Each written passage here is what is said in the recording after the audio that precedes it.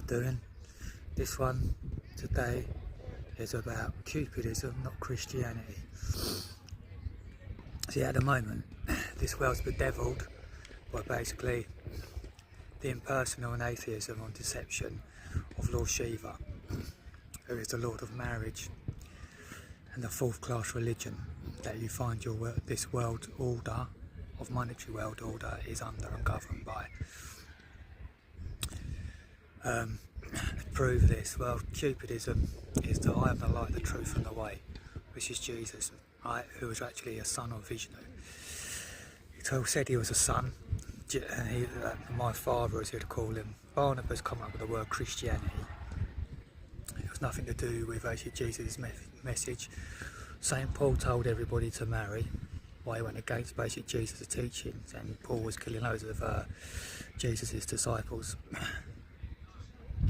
after Jesus' death and resurrection. And because he couldn't beat them, he pretended to join them, and it was via St. Paul you could say that the Christian church of Savitism, which is Shiva, is born, which is Judo-Christianity. See, nothing's changed, everything stays the same. Being married, see, it's a deception. There is no marriage in the resurrection. This was laid down by God and Vishnu after himself as Krishna in his 9th incarnation, and told everybody in the Sangha of society not to marry. 500 years later, after that, Jesus was born through Gabriel and Mary in immaculate conception, out of wedlock sex, in open relationships, which is immaculate. It's not adulterous, it's not promiscuity, it's polyamorousness, and how many people you want to basically sleep with, if you want to sleep with anyone else simultaneously. It's not a cult. Well, it is a cult. All the cults, all the cult division of when you're ready and where you're ready to be staged at. But Jesus' real message is to live in a new covenant resurrection sexually, so you can then return back to Vaikuntha Loka, which is the spiritual universe. What Shiva is doing, and all this Christian church right now, and all fourth class religions of marriage is the giveaway sign, whether they're impersonal religions or this blatant atheism as economic systems, is that it's all about you being legally bound in through the system somehow via some temple or church, and that will keep you reincarnated even if you're faithful. So you won't be seeing the Vishnu Dutas when you die. You'll be seeing the Yamadutas, who do the afterlife management or reincarnation to keep you back in the material nature till your lessons learned. There is no marriage in the resurrection.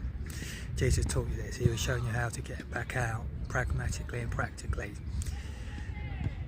to the spiritual universe. So you can have it all, you just don't have to be married to and birth certificate children, preferably, if you can be that hardcore, to have a life.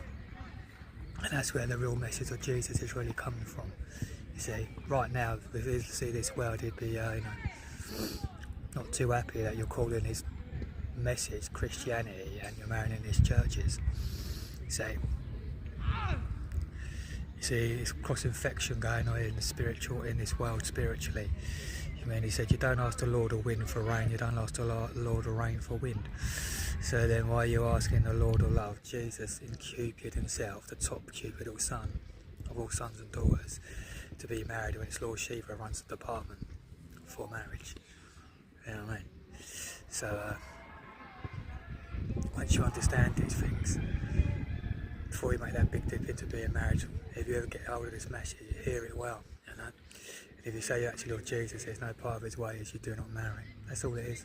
Just leave each other, you know, and make babies if that's what you want to do. But you don't have to be married into it. That is a true message of Jesus, you see. I'll leave it there for now.